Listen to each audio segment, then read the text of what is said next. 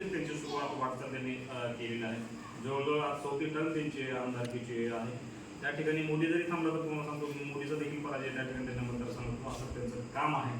काम बोलतो तुम्हाला सांगतो जो कोण ज्याचं ज्या व्यक्तीचं चांगलं काम आहे त्याच्या पाठीमागे 100% लोक उभा करतात, लोक उभा राहण्याचं काम करतात. जर आपल्याही गावामध्ये जर एखादा लोकप्रतिनिधी असं किंवा त्याला सरपंच जर चांगलं काम असेल तुम्हाला सांगतो त्याला 5 वर्षानंतर परत आपण निवडून देतो कारण त्याचं काम बोलतं. तसं बच्चू कडू त्यांच्या मतदारसंघात काम आहे. त्याच्या मतदारसंघातच नाही तुम्हाला सांगतो इतर महाराष्ट्रामध्ये सगळीकडे त्यांचं काम खूप चांगल्या पद्धतीनं आहे. मी लातूरची गोष्ट तुम्हाला सांगतो.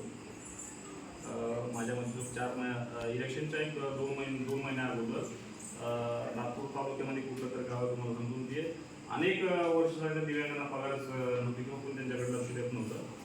बच्चू कडू साहेबांनी त्या तहसीलदारला फोन करून थापून तुम्हाला सांगतो लगेच त्या त्याला त्यांच्या शैलीमध्ये तुम्हाला माहिती आहे बच्चू कडू साहेबांची शैली बोलण्याची शैली वेगळी आहे. आपण सहज बोलतो पण ते सहज बोलत असताना तुम्हाला सांगतो काहीतरी त्यांच्या तोंडातून वेगळं वाक्य निघतात.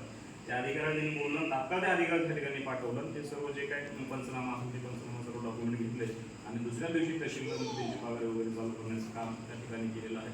सांगायचं तात्पर्य म्हणजे बच्चू कडू साहेबांना महाराष्ट्रातून अनेक लोकांचे फोन जातात, शेतकऱ्याचे फोन जातात.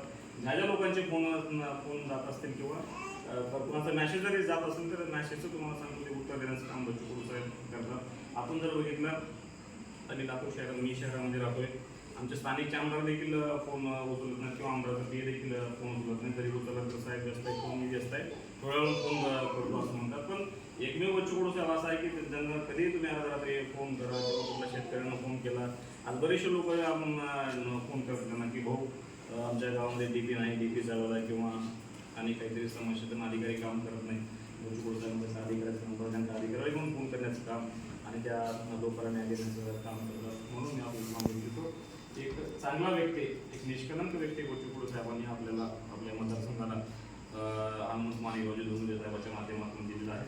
आणि त्या माणसाच्या पाठीमागं आपण गावकऱ्यांना राहावं असं विनंती करण्यासाठी किंवा एक संवाद दौरा तुमच्याशी तुमचा एक संवाद व्हावा किंवा तुमच्या गावातील काय समस्या असतील त्या समस्या आम्ही घेऊन जाऊन ते समस्या आम्ही कसं सोडवता येईल त्या गोष्टीकडं आम्ही पुढचे जे काही 5-6 महिने राहतील किंवा इलेक्शन नाही मला सांगा आमचा उमेदवार थांबला नाही थांबला आमचा उमेदवार निवडून आला माझ्याकडे तर तोही विषय नाही.